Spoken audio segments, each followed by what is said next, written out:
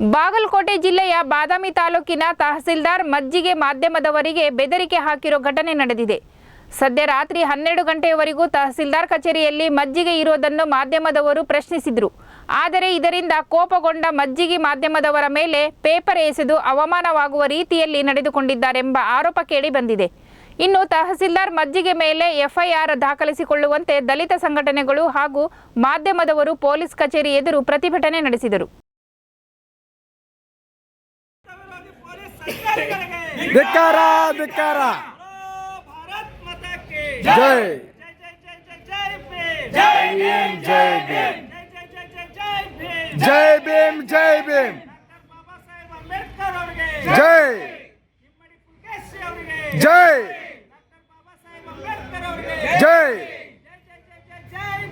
ಜೈ ಭೀಮ್ ಜೈ ಭೀಮ್ ಜೈ ಭೀಮ್ ಜೈ ಭೀಮ್. ಧಿಕ್ಕಾರ ಧಿಕ್ಕಾರ.